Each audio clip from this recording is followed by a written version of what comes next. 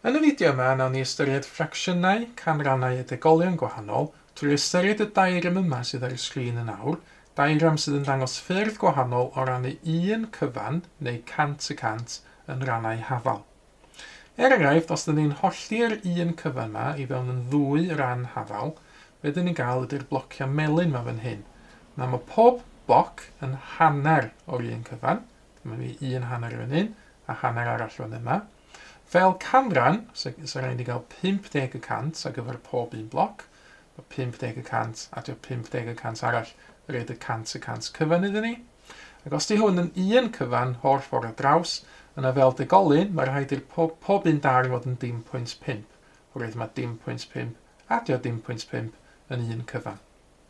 Y rhes orau nesaf, os ydyn ni'n holli un cyfan i fewn dair rhan hafal, yna mae pob un o'r darna fel ffracsiwn yn dreian.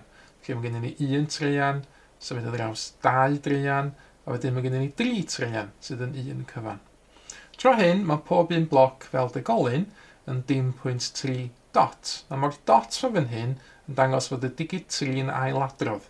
Felly byddai modd sgwennu y degolyn yma hefyd fel 0.33333 a fyddai rhaid ailadrodd y 3 am byth. Nawr mae yna gysylltiad rhwng rhesi sydd efo lliwiau sydd yr un fath. Enghraifft y rhesi melyn yn fan hyn, mae yna gysylltiad rhwng hein.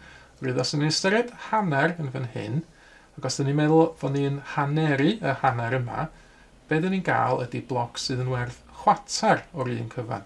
Felly dyn ni'n gweld fod 2 chwatar, yr un fath ag 1 hanner. A wedyn os dyn ni'n ystyried chwartar y ben ei hun ac yn hanneru hwn, be gawn ni wedyn ydy'r bloc melyn yma fan hyn, sef yn 1/8, 1 dros 8. A dyn ni'n gweld fod 2/8, sef y darn yma fan hyn, rhyw fath ag 1 chwartar fyny fan yma.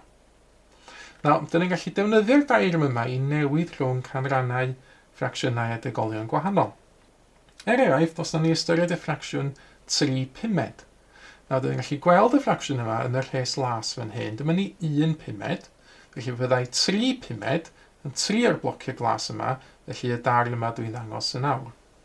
Nawr, gawn ni ystyried beth fyddai 3/5 fel canran yn gyntaf. Wel, dyn ni'n gweld fod pob un o'r blociau yma fel canran yn werth 20%, felly byddai 3 o'r blociau yn werth 20, 40, 60%. Felly mae 3/5 rhyw fath a 60%. A wedyn fel degolyn, gafodd pob un bloc yn werth 0.2, byddai 3/5 yn werth 0.2, 0.4, 0.6.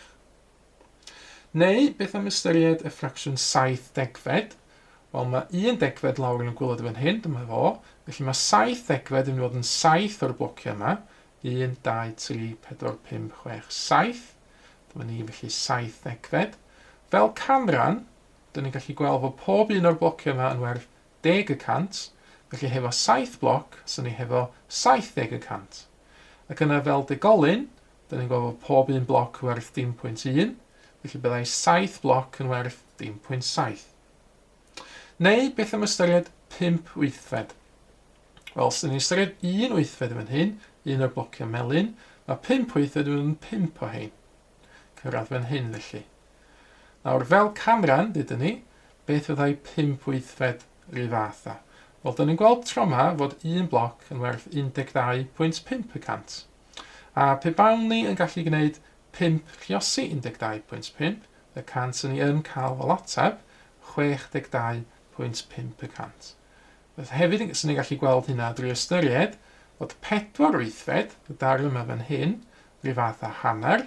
Ni'n gallu gweld hynna drwy edrych i fyny. Mae hanner rhyw fath a 4/8. 4/8 felly 50%.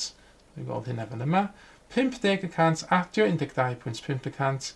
Dyna ffordd arall o gael y 62.5%.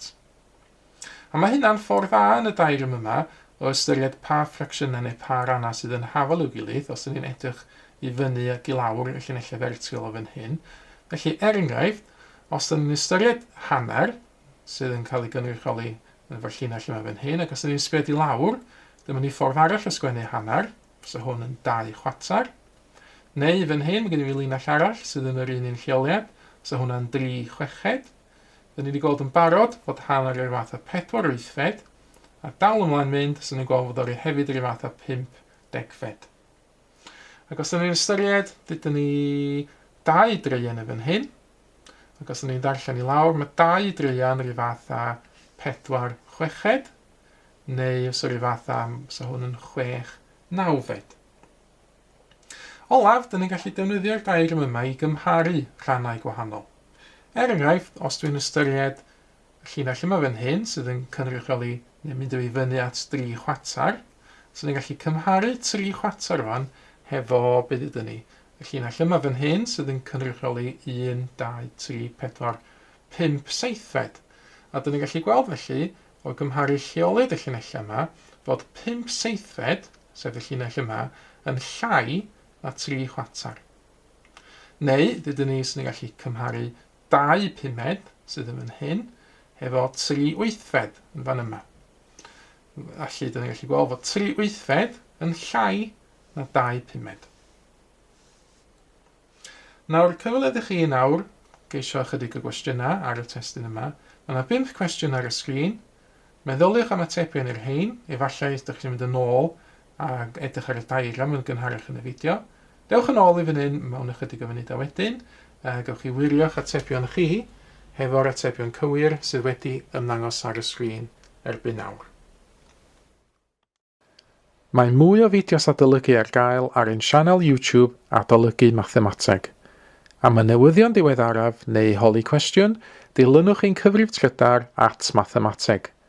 Neu ewch i'n gwefan www.mathemateg.com am fwy o adnoddau adolygu.